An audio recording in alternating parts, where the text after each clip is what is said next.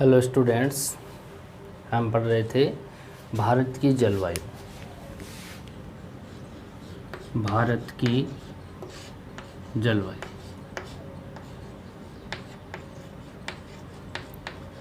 इसके अंदर हमने चर्चाएं की हैं भारत की जलवायु में कि भारत की जो जलवायु है वो कैसी है। हमने चर्चाएं की, उसके अंदर हमने उसमें 4-5 पॉइंट देखे थे। ठीक है, वहाँ पर उसमें हमें कैसी नज़र आई, उष्णकटिबंधीय मानसूनी जलवायु हमारी भारत की है। जबकि भारत तो 2 कटिबंधों में है, उष्णकटिबंध में भी है और शीतोष्णकटिबंध में भी है। लेकिन भारत की जो जलवायु है वो मानसूनी जलवायु है, यानी हर 6 महीने में इनकी हवाओं का जो रुख है वो बदल जाता है। जैसे हम बात करें गर्मियों में दक्षिण से उत्तर की तरफ या सर्दियों में उत्तर से दक्षिण की तरफ जो हवाएं चलती हैं उनको 6 महीने में उनकी दिशा परिवर्तन हो जाती है। वो कैसे होती है वो आज पढ़ेंगे। ठीक है, अब देखते हैं हम इसकी उत्पत्ति के सिद्धांत। इसकी उत्पत्ति कैसे हुई, इसके सिद्धांत हैं। सिद्धांतों की बात करें तो कौन कौन से हैं, एक बार इनकी बात करें। 1 नंबर पे बात करें हम इसकी तो ये है तापीय संकल्पना।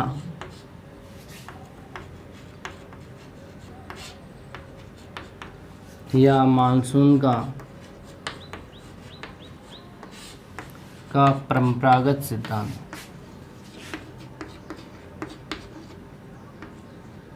परंपरागत सिद्धांत। ठीक है, दूसरा है इसके अंदर, दूसरा सिद्धांत यहाँ पे बात करें तो मानसून का गत्यात्मक सिद्धांत है। मानसून का गत्यात्मक सिद्धांत।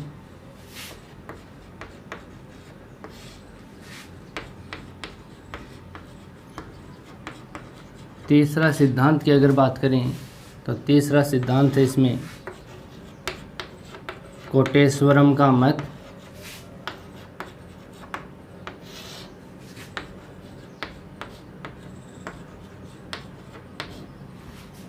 और चौथी अगर बात करें तो यहाँ पे है जेट स्ट्रीम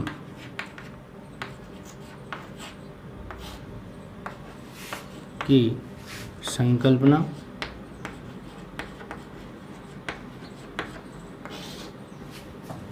और 5वां है यहाँ पे अल नीनो का प्रभाव या दक्षिणी दोलन,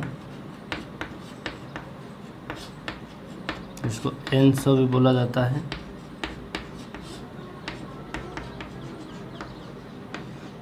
ठीक है, 5 प्रकार के सिद्धांत हैं जलवायु से संबंधित, इसकी उत्पत्ति से संबंधित, जिसमें हम एक एक को लेकर के हम इसका अध्ययन करेंगे। यहाँ पे तापीय संकल्पना या मानसून का परंपरागत सिद्धांत, मानसून का गत्यात्मक सिद्धांत और कोटेश्वरम का मत, जेट स्ट्रीम की संकल्पना, अल नीनो का प्रभाव या दक्षिणी दोलन, एनसो, इनकी हम चर्चाएं करेंगे। ठीक, आगे बात करते हैं हम एक एक सिद्धांत को लेकर के, इसमें सभी की हम चर्चाएं करेंगे। तापीय संकल्पना मानसून का परंपरागत सिद्धांत है, इसकी बात करेंगे। ठीक है, ये क्या है तापीय और परंपरागत, पहले तो इस नाम को समझ लो। तापीय का मतलब यहाँ पे तापमान से है, तापमान से हवाएं प्रभावित होती हैं। क्योंकि एक बार इस कॉन्सेप्ट को समझो कि जैसे ये तापमान है, सूर्य की किरणें आ रही हैं, तापमान के कारण यहाँ पे ये तापमान है, तापमान के कारण यहाँ पे वायुदाब बनेगा। ठीक है, वायुदाब से पवनें बनेंगी, पवनें बनेंगी, पवनों से यहाँ पे वर्षा बनेगी। ठीक है, वर्षा यहाँ पे आप इसको वर्षा के साथ में तूफान भी ले सकते हो, चक्रवात भी ले सकते हो। ठीक है, तो ये एक कड़ी है, अगर तापमान नहीं होता तो वायुदाब नहीं होता, वायुदाब नहीं बनेगा तो पवनें नहीं बनेगी, पवनें नहीं बनेगी तो वर्षाएं भी नहीं होगी। कहने का मतलब ये दोनों एक दूसरे के विलोमानुपाती हैं। क्या है? विलोमानुपाती। तापमान और वायुदाब जो है वो एक दूसरे के क्या है? विलोमानुपाती है, यानी कि तापमान बढ़ेगा तो वायुदाब घटेगा, ये बढ़ेगा तो ये घटेगा, अगर ये बढ़ेगा तो ये घटेगा। समझ गए बात? दोनों एक दूसरे के विलोमानुपाती है। तापमान के विलोमानुपाती कौन है? वायुदाब है। तापमान बढ़ेगा तो वायुदाब घटेगा, वायुदाब बढ़ेगा तो तापमान घटेगा, यानी कि एक दूसरे के विलोमानुपाती है। ये बात आपको समझ में आ गई? अगर ये आ गई आपको समझ में, तो वायुदाब एक पवने जो है वो उच्च वायुदाब से निम्न वायुदाब की ओर चलती है, इसको भी ध्यान में रखना। उच्च वायुदाब से निम्न वायुदाब की ओर पवनें चलेंगी, उच्च वायुदाब से निम्न वायुदाब की ओर क्या चलेंगी? पवनें चलेंगी। ठीक है, उच्च वायुदाब हाई प्रेशर से लो प्रेशर की ओर। ठीक है, तो यहाँ पे इससे क्या चलती हैं? पवनें। इससे क्या बनते हैं? वायुदाब। तापमान ऊंचा, वायुदाब नीचा, वायुदाब ऊंचा, तापमान नीचा। किसी क्षेत्र में मान लो यहाँ पे सूर्य किरण है, तापमान ज़्यादा पड़ रहा है, सूर्य किरण सीधी पड़ रही है, तो तापमान कैसा होगा? ज़्यादा होगा, हाई टेम्परेचर होगा। यहाँ पे हाई टेम्परेचर है, इसका मतलब इस जगह पे यहाँ पे हाई टेम्परेचर है, इसका मतलब यहाँ पे लो प्रेशर है, निम्न वायुदाब है। ठीक है, कोई स्थान ऐसा है जहाँ पे तापमान कम है यानी लो टेम्परेचर है, इसका मतलब यहाँ पे क्या है? उच्च वायुदाब है। समझ गए? यहाँ पे क्या होगा? उच्च वायुदाब होगा। किसके स्थान पे? निम्न तापमान पर उच्च वायुदाब होगा। तो यहाँ पे हवाएं कैसे चलेगी? इस स्थान से इस स्थान, यानी कम तापमान से उच्च तापमान की तरफ क्या चलेंगी? हवाएं चलेंगी। या वायुदाब के देखो तो उच्च वायुदाब से निम्न वायुदाब की ओर क्या चलेंगी? हवाएं चलेंगी। ठीक है, तो आप इसको ध्यान में रखना। ठीक है, यहाँ पे सूर्य सबको प्रभावित करता है। सूर्य से जो विकिरण आती है, सौरिक विकिरणें, वो सभी को प्रभावित करती है, पूरी जलवायु को वही कंट्रोल करती है। कहीं स्थान है वहाँ पे तापमान कम है, ठीक है, कम तापमान है तो वायुदाब कैसा होगा? ज़्यादा होगा। अगर तापमान ज़्यादा है तो वायुदाब कैसा होगा? कम होगा। ठीक है, तो यहाँ पे इनके कारण पवनें चलती हैं, यहाँ पे इनसे ही पवनों के कारण ही वर्षा होती है, तूफान आते हैं, चक्रवात आते हैं, चाहे वो समुद्र हो चाहे वो स्थल भाग हो, वहाँ पे आंधियाँ और जो पवनें हवाएं चलती हैं उनका कारण क्या है? ये वायुदाब ही है। और वायुदाब किसके कारण बनता है? ये बनता है तापमान के कारण। वायुदाब का और समझ लो, ये पूरी पृथ्वी है, पृथ्वी के ऊपर ये परत है वायुमंडल की, यहाँ पे हाइट ये धरातल है, धरातल के ऊपर वायुमंडल जो आकाश हमें दिखता है, इसकी हाइट तक यहाँ पे धूल कण है, गैसें हैं, जलवाष्प हैं। ठीक है, इस क्षेत्र में जलवाष्प भी हैं, धूल के कण भी हैं और जो गैस हैं वो भी हैं। तो यहाँ पे बात करें धरातल की 1 वर्ग किलोमीटर क्षेत्र पर इसकी हाइट तक जाएं तो इस क्षेत्र में ये कण होंगे, इस भाग में क्या होंगे? कण होंगे। तो इसका दबाव कहाँ पड़ेगा? ये कण होंगे, इसका दबाव, गैसों का दबाव कहाँ पड़ेगा? धरातल के इस भाग पर। कहाँ पड़ेगा? इस भाग पर। तो इस दाब को ही, यानी कि ये वायु है, वायु में 3 तत्व होते हैं वायुमंडल में, गैस कण, गैस, धूल कण और जलवाष्प। इनका जो भार होता है या इनका दबाव होता है वो कहाँ पड़ेगा? इस भाग पर पड़ेगा। तो इसका दाब ही, यानी वायु का दाब भी क्या कहलाता है? वायुदाब कहलाता है। ठीक है, यहाँ पे ये दाब पड़ेगा। मान लो यहाँ पर तापमान ज़्यादा है तो ये जो कण हैं ये दूर दूर हो जाते हैं। अगर तापमान होगा तो जलवाष्प गैस में बदल जाएगा और फैल जाएगा। ठीक है, जलवाष्प कम रहेंगे, धूल कण भी दूर दूर हो जाएंगे, तो यहाँ पे दूर दूर होंगे तो उसका भार क्या हो जाएगा? कम हो जाएगा। यहाँ पे भार कम होगा, यहाँ पे ज़्यादा होगा। तो ये कम भार वाला क्षेत्र है, यहाँ पे दूर दूर है, तो इस ज़्यादा भार वाले, इस पे दबाव लगेगा तो ये जो कण हैं ये कम भार वाले यानी कम वायुदाब वाले क्षेत्र की ओर चल पड़ते हैं। ठीक है, अगर ये वायु के कण इधर चल पड़ेंगे तो यहाँ से ये पवन स्टार्ट हो जाएगी। इसको क्या बोलते हैं? पवन। उच्च वायुदाब से निम्न वायुदाब की ओर। तो वायुदाब आपको समझ में आ गया होगा। तापमान, सूर्य से आने वाली जो लघु तरंगे हैं, देखिए 2 प्रकार की तरंगें होती हैं, इससे आती तो किस रूप में है पृथ्वी पर? लघु तरंग, ठीक है। और ये जाएगी किस रूप में? दीर्घ तरंग के रूप में, ठीक है। ये दीर्घ तरंग के रूप में वापस जाएंगी। तो पृथ्वी को जो गर्म करती हैं वो दीर्घ तरंग करती हैं, लघु तरंग नहीं करती हैं। यहाँ पे धूलकण है, जैसे इस क्षेत्र में वायुमंडल में धूलकण है, तो ये जो लघु तरंग है इनको पार करके धरातल तक आ जाएंगी। फिर ये जो तरंग है दीर्घ तरंग के रूप में वापस जाएगी धरातल से टकरा के, तो ये इस वायुमंडल को गर्म करेगी। तो पृथ्वी के वायुमंडल को गर्म करने में किसका हाथ है? दीर्घ तरंग, जिसको पार्थिव तरंग भी बोला जाता है, ठीक है। तो ये बात आपको समझ में आ गई होगी। इसके बाद हम पहला सिद्धांत ले रहे हैं यहाँ पे, तापीय संकल्पना। तापीय का मतलब तापमान से संबंधित, और परंपरागत सिद्धांत है ये, तो ये इसका मतलब होता है शुरू से चला आ रहा। हम देखते हैं कई बार हम पढ़ते हैं कि ये परंपरागत है, यानी कि ये जो पहले की पीढ़ियों से ही चला आ रहा है, तो पुराने से नए की ओर सेम वैसा ही जैसे पहले चलता था। जैसे आप लोग कृषि करते हो या खेती करते हो, तो वहाँ पे जो काम करते हैं वो परंपरागत तरीके से ही है, वैसे ही करते आ रहे हैं।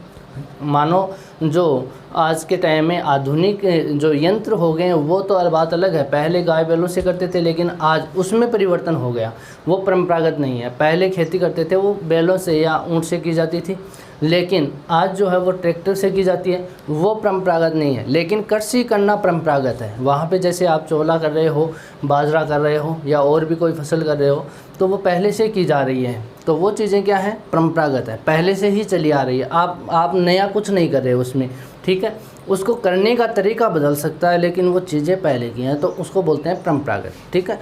तो यहाँ पे ये सिद्धांत जो है तापीय संकल्पना सिद्धांत, ये परंपरागत सिद्धांत है, ठीक है।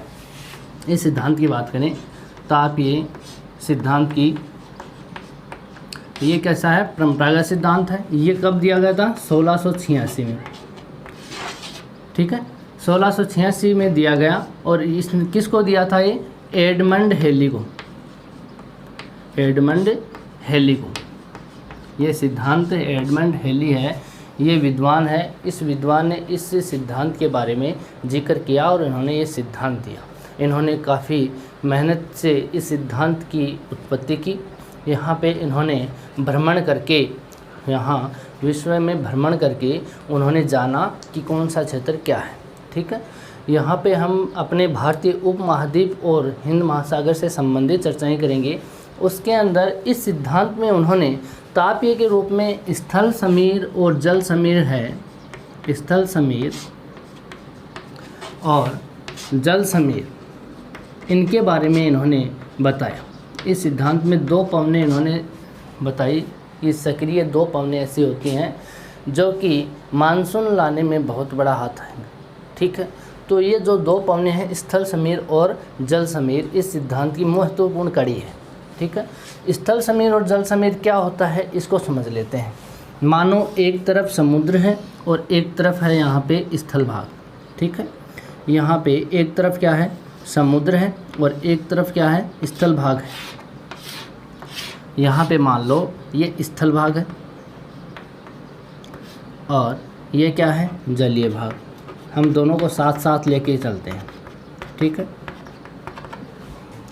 यहाँ पे भी हम ऐसा ही पात्र रख लेते हैं, जिसके अंदर एक तरफ तो क्या है? जल है, एक तरफ क्या है? स्थल है। एक तरफ क्या है? स्थल भाग है, और एक तरफ क्या है? जल भाग। ये लो, ठीक है। अब बात करते हैं हम दिन और रात की। मान लो यहाँ पे क्या है? रात है, यहाँ पे क्या है? दिन है। दो बातें कर लेते हैं, दिन और रात की, क्योंकि वही आपको समझ में आएगी। हम पृथ्वी के संदर्भ में बात करें, जिस दिशा में या जिस पृथ्वी सूर्य के सामने आएगी, तो वहाँ पे सूर्य का प्रकाश पृथ्वी पे पड़ेगा, और वो क्षेत्र क्या हो जाएगा? दिन वाला हो जाएगा। देखो यहाँ पे सूर्य है, ये पृथ्वी है, ये क्या है? पृथ्वी। पृथ्वी का इतना हिस्सा है ये वाला, ये सूर्य की सीध में रहेगा, यानी यहाँ तक प्रकाश जाएगा, इसका प्रकाश जाएगा, तो इस भाग तक ये यहाँ पे प्रकाश पहुँचाएगी, तो वो दिन हो जाएगा। और जिस तरफ यहाँ पे इसकी पृथ्वी की यहाँ पे छाया पड़ेगी, तो इसका मतलब ये क्या है? रात है। पृथ्वी घूर्णन करती है, धीरे धीरे ये वापस 24 घंटे में पूरा चक्कर लगा लेती है। जो जो भाग सूर्य की सीध में आएगा वो वहाँ दिन होता चला जाएगा, और जो भाग उसके विपरीत दिशा में होगा तो वो भाग क्या होगा, रात का होगा। तो आप देखते होंगे पृथ्वी घूर्णन करती है, तो 24 घंटे में आप देखते हो किसी देश में 5 घंटे बाद में दिन उगता है, किसी में 7 घंटे बाद में उगता है, किसी में 12 घंटे बाद भी उगता है। तो वो क्यों उगता है? क्योंकि घूर्णन करती है पृथ्वी, धीरे धीरे जैसे जैसे सूर्य की सीध में आएगी तो वहाँ पे दिन होता चला जाएगा, और वो पीछे वाला भाग अगर पीछे चला जाएगा तो वहाँ पे रात होती चली जाएगी। तो ये बात आपको समझनी है, ठीक है। रात के समय जब यहाँ पे मानो दिन के समय सूर्य की किरण यहाँ पे पड़ेगी तो तापमान ज़्यादा यहाँ पे होगा, ठीक है। इस भाग में सूर्य किरण आएगी नहीं तो ये भाग क्या रहेगा, कम तापमान वाला रहेगा। तो रात के समय यहाँ पे क्या है, रात है, इधर तो है दिन और यहाँ क्या है, रात है, ठीक है। तो यहाँ इस भाग में रात है, अगर इस पात्र की बात करें तो यहाँ पे रात है। तो रात के समय ये स्थल भाग है, स्थल भाग इसको क्या करेगी, ठंडा कर देगी। जलीय भाग है, देखो एक चीज़ और समझ लो इसमें, स्थल और जल की, स्थल भाग जल्दी गर्म हो जाएगा और जल्दी ठंडा हो जाएगा। कारण क्या उसका, इसका कारण ये है कि मान लो ये क्या है, धरातल, ठीक है, ये जलीय क्षेत्र है, ये धरातल है, और ये क्या है, जलीय क्षेत्र है। यहाँ पे क्या है, पूरा जलीय क्षेत्र है ये, ठीक है। अब सूर्य की किरण है, सूर्य की किरण ऊपर से आएगी तो इस भाग में 1 मीटर तक ही अंदर जा कर के यहाँ तक ही अंदर जाएगी। समझ गए बात? क्योंकि धरातल के अंदर तो सूर्य की किरण जा नहीं सकती, तो यहाँ पे पड़ेगी तो इन कणों को तो वो जल्दी गर्म कर देगी। जो आप देखते हो लोहे की छड़ होती है, लोहे की छड़ लोहार एक तरफ से गर्म करता है, ठीक है। एक तरफ से जो गर्म करेगा वो धीरे धीरे आगे के कण उसके अंदर गर्म होते जाएंगे, और जो कण जुड़े हुए हैं लोहे के वो आगे अपने आप ही गर्म होते चले जाएंगे। तो यहाँ पे इस भाग को गर्म करेगी तो धीरे धीरे ये कण है, इतने भाग को ये गर्म कर देगा। स्थल भाग का इतना भाग है 1 मीटर तक का, इसको ही गर्म कर पाएगा, ठीक है। इस क्षेत्र में सूर्य की किरण 200 मीटर तक अंदर जाती है और इतने भाग को गर्म करती हैं। समझ गए बात? इतने भाग को गर्म करेगी तो इस भाग की जो वापस जो उष्मा है, उष्मा जो इन कणों के बीच में कैद हुई तापमान की गर्म वाली उष्मा को आप ऐसे देख सकते हो, जैसे मान लो उष्मा, आप रोटी देखते हो, रोटी के अंदर आपको तापमान तो नहीं नज़र आएगा, लेकिन उसके जो ऊपर वाला कवर होता है रोटी का, उसको तोड़ते हो तो हम जब अंगुली डालते हैं तो हमारी अंगुली जल जाती है, वो होती है गुप्त उष्मा। क्या बोलते हैं उसको? गुप्त उष्मा बोलते हैं। तो वैसी उष्मा होती है यहाँ पे। तो वहाँ अगर ये सूर्य किरण वापस अगर रात का टाइम आ गया तो ये जो गुप्त उष्मा है इसकी वापस निकल जाएगी, और ये इसको निकलने में कम समय लगेगा, ये जल्दी ही वापस निकल जाती है। तो रात होते ही पूरा स्थल भाग ठंडा हो जाता है। आप देखते हो गर्मियों में दिन में मिट्टी इतनी गर्म हो जाती है कि शाम होते होते वो मिट्टी इतनी ठंडी हो जाएगी। आप देखते हो दिन में तो बहुत तेज़ वो गर्म होती है, रात के समय में बिल्कुल ठंडी हो जाती है, ठीक है। लेकिन जल है वो धीरे ही तो गर्म होगा और धीरे ही क्या होगा, ठंडा होगा। यहाँ से मानो ये क्षेत्र है, यहाँ से लेकर के इसको गर्म करना पड़ेगा, पहली बात। दूसरी बात, जो जल है उसकी संचलन की प्रवृत्ति होती है, जल चलता रहता है। चलता मतलब जो धाराएं चलती हैं या वहाँ पे ऊपर से लहर अगर पानी में चल रही है तो वो पानी गर्म होगा तो उस स्थान से तो दूसरे स्थान पे चला जाएगा, वहाँ पे फिर नीचे का ठंडा पानी आ जाएगा, ठीक है। तो ठंडा पानी को फिर गर्म करेगा, फिर वो आगे निकल जाएगा तो फिर वो ठंडे पानी आ जाएगा, तो फिर वो यही चक्कर चलता रहता है पानी में, ठीक है। तो यहाँ पर इसको धीरे ही तो गर्म करेगा और धीरे ही ये ठंडा होगा। ये स्थान है जल्दी गर्म हो जाएगा और जल्दी ही ठंडा हो जाएगा।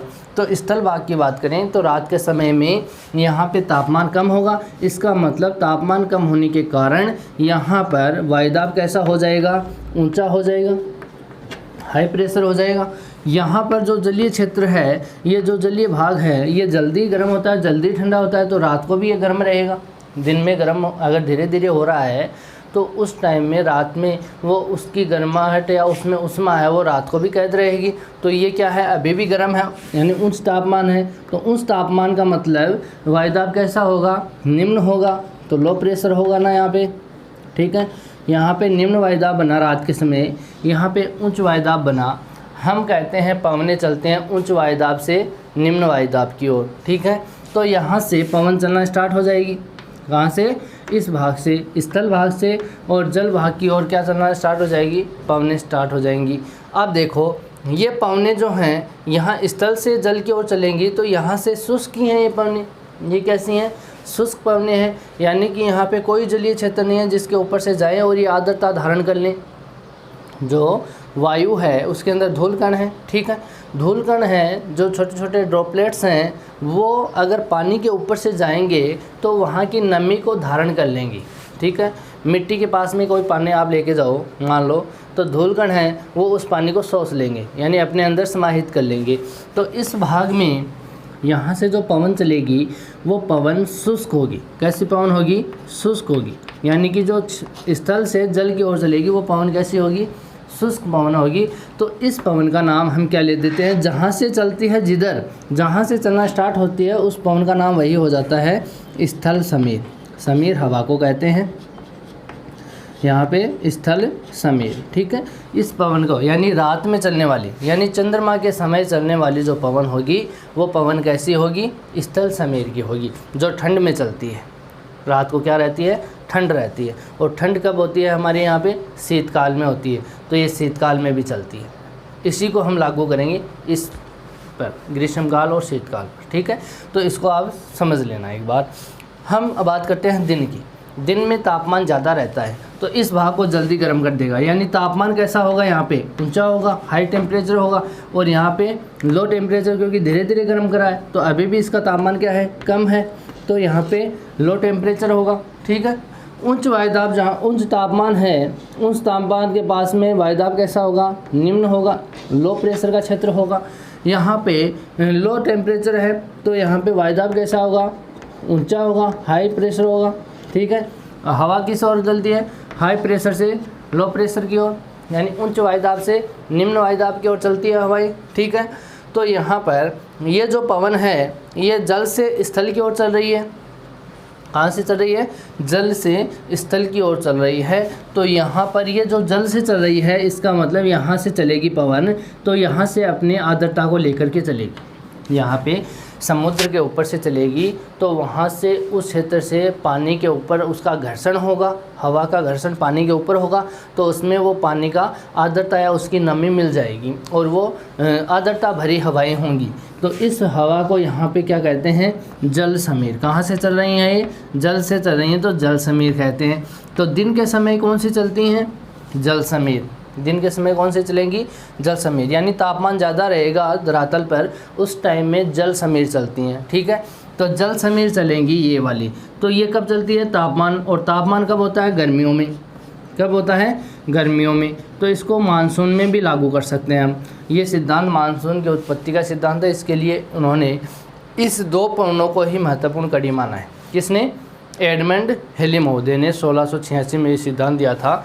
उसने बताया कि ये भाग जो हम बात कर रहे हैं इन्हीं को हम ग्रीष्मकाल और शीतकाल पे लागू कर सकते हैं।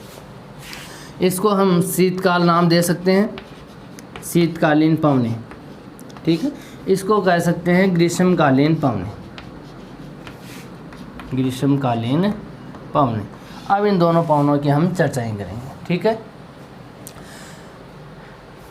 एडमंड हेली महोदय ने इन स्थल और समीर, जल समीर को ही आधार मानते हुए इन मानसून का दो तरीके से वर्णन किया है। दो तरीके से वर्णन कर लिया। वो दो तरीके कौन से हैं? ग्रीष्मकालीन हवाएं और दूसरी शीतकालीन हवाएं। ठीक है, मानसूनी हवाएं। मानसूनी इसलिए कहते हैं कि 6-6 महीने में इनकी दिशा बदल जाती है। यहाँ पे बात करें इसकी, पहली पवन ले रहे हैं हम ग्रीष्मकालीन पवनें। ग्रीष्मकालीन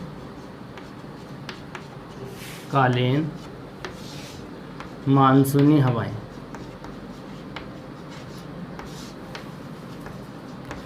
ठीक है, हम भारत के संदर्भ में बात करेंगे आप। ठीक है, यहाँ पे बात करें ये वाला क्षेत्र भारत का, इस क्षेत्र में यहाँ पे भारत का ये क्षेत्र है, यहाँ पर इसके इधर वाला क्षेत्र, ये वाला पूरा का पूरा क्षेत्र किसका है? हिंद महासागर का है। किसका है? हिंद महासागर। और ये क्या है अपना? भारत। ये क्षेत्र जलीय है और ये स्थल वाला भाग है।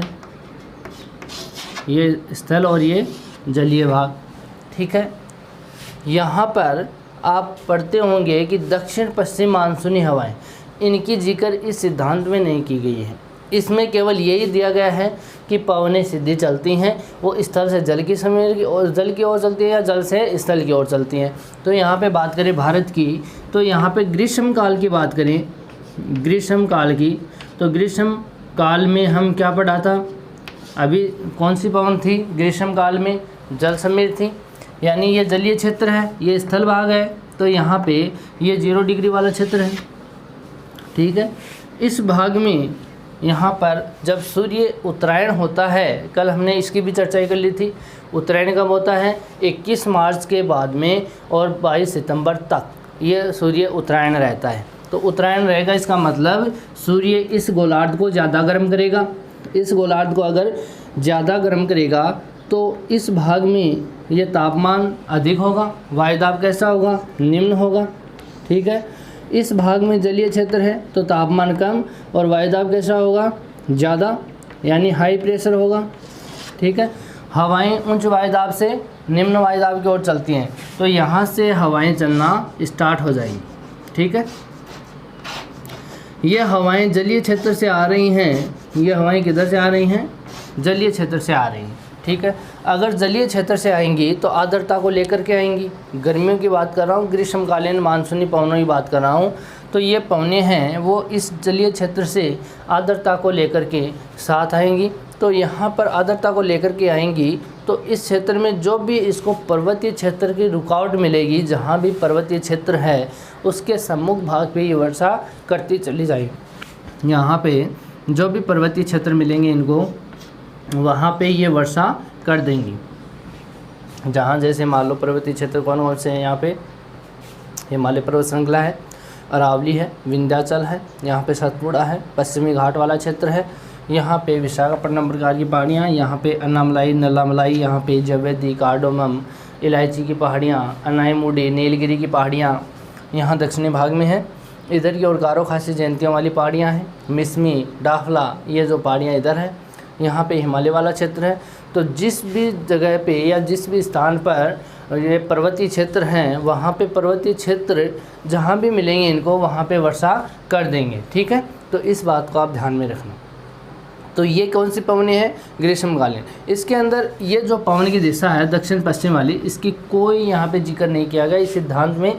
ये सिद्धांत अगला जो सिद्धांत आएगा उसके अंदर इसकी चर्चाएँ हैं। तो ये जो एडमंड हेली महोदय हैं उनको इसका कोई जानकारी नहीं थी कि यहाँ पे दक्षिण पश्चिम से भी हवाएं आती हैं, ठीक है। इन्होंने केवल ये बताया कि जल से स्थल की ओर पवनें चलती है, जिसके कारण भारत में मानसून आता है, ठीक है, ग्रीष्मकालीन। अब देखो पर्वतीय क्षेत्र है, पर्वतीय क्षेत्र पर जब वायु संतृप्त होगी, संतृप्त और असंतृप्त दो बातें होती हैं। संतृप्त का मतलब होता है जैसे मान लो जिस जगह पे तापमान बढ़ेगा वहाँ पे उसकी आर्द्रता धारण करने की सामर्थ्य है वो भी बढ़ेगी, ठीक है। अगर किसी वायु में मान लो ये एक बॉक्स है, ये वायु है इतनी, ठीक है, इसमें केवल 5 kg या 5 ग्राम इसमें आर्द्रता आ सकती है। इतने वायु में केवल 5 ग्राम ही आर्द्रता मिलेगी, ठीक है। अब आपके पास में जो वायु आ रही है उसके अंदर मान लो 4 ग्राम ही आर्द्रता है। इसकी सामर्थ्य है वायु की कि 5 ग्राम धारण करने की, लेकिन आपके पास 4 ग्राम आर्द्रता ही है। तो यहाँ पे इसमें 1 ग्राम और जगह बच गई, यानी इसमें और भी आ सकती है। यहाँ पे अगर 6 ग्राम हो जाती तो ये ज़्यादा हो गई आपके पास आर्द्रता। तो ये तो केवल 5 kg को ही धारण कर सकती है, 1 ग्राम फालतू हो गई आपके पास में। तो जो फालतू होती है वो यहाँ पे टिक नहीं पाएगी उस वायु में और वो नीचे वर्षा के रूप में आ जाएगी। तो ये इस कंडीशन को बोलते हैं संतृप्त अवस्था, ठीक है। जब पूरी हो जाए या उससे अधिक हो जाए आर्द्रता तो वो कंडीशन बनती है संतृप्त अवस्था, ठीक है। उसमें वर्षा होती है, ठीक है। और असंतृप्त होती है, जैसे यहाँ पे 4 ग्राम ही आपके पास है तो ये असंतृप्त नहीं हो पाई, यानी यहाँ पे वर्षा नहीं होगी। तो इसको ध्यान में रखना, जहाँ पे संतृप्त अवस्था होगी वहाँ पे वर्षा होती है, असंतृप्त अवस्था में वर्षा नहीं हो पाती। ठीक है, ये फॉर एग्जाम्पल था आपको समझाने का। तो इस कंडीशन में भारत में गर्मियों में इन क्षेत्रों में वर्षा होती है। बात करते हैं शीतकालीन मानसूनी हवाओं की। दूसरी हवाएं कौन सी है? शीतकालीन। यह सेम वैसी है जैसी हमने जल समीर की बात की। अब जो शीतकालीन है वो स्थल समीर के समान है, जैसे स्थल समीर है वैसी की वैसी ये पवनी है। ठीक है, ये स्थल भाग है, यहाँ पर ये स्थल भाग है। ठीक है, रात या शीतकाल की बात करें, सूर्य दक्षिणायन हो जाता है। सूर्य किधर हो जाएगा? दक्षिणायन हो जाएगा। सूर्य दक्षिणायन होगा, इसका मतलब दक्षिणी गोलार्ध को ज़्यादा गर्म करेगा, उत्तरी गोलार्ध है उसको कम गर्म करेगा। तो तापमान ज़्यादा यहाँ पे है, यहाँ पे कम तापमान है। कम तापमान का मतलब वायुदाब हाई, यहाँ पे उच्च हाई प्रेशर हो जाएगा, उच्च वायुदाब हो जाएगा। और जलीय क्षेत्र धीरे धीरे गर्म होता है।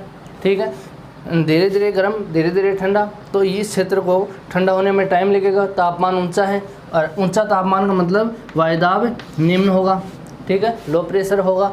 तो हवाएं उच्च वायुदाब से निम्न वायुदाब की ओर। यहाँ पे भारत की बात करें तो ये शीतकालीन जो पवनें हैं वो इधर से उच्च वायुदाब यहाँ पे है और निम्न वायुदाब यहाँ पे, तो पवनें इधर से चलना स्टार्ट हो जाएगी।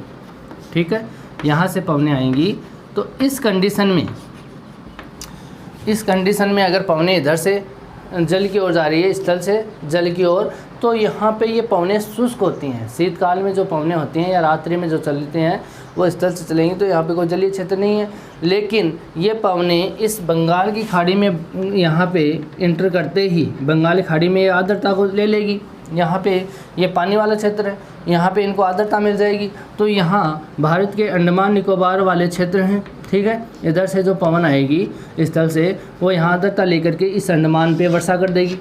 ठीक है, और इधर से जो पवन आएगी वो यहाँ कोरोमंडल तट है भारत का, इस भाग में ये वाला भाग है कोरोमंडल तट का। तो यहाँ से जो पवन आएगी वो पवन यहाँ से आर्द्रता लेकर के इस क्षेत्र में वर्षा कर देगी। ठीक है, तो शीतकाल में या रात्रि में जो पवन चलती है स्थल समीर, वो केवल यहाँ पे वर्षा कर पाती है। कहाँ पे? भारत के दो क्षेत्र हैं, कोरोमंडल और यहाँ पे अंडमान निकोबार वाले। तो शीतकालीन जो वर्षा होती है वो दो क्षेत्रों में होती है। वो कौन कौन से हैं यहाँ पे? अंडमान निकोबार और कोरोमंडल तट, जो कि कावेरी निम्न बेसिन वाला क्षेत्र है। तो यहाँ पे स्थल समीर इसको बोलते हैं। ठीक है, स्थल समीर का मतलब हो गया शीतकालीन मानसूनी हवाएं।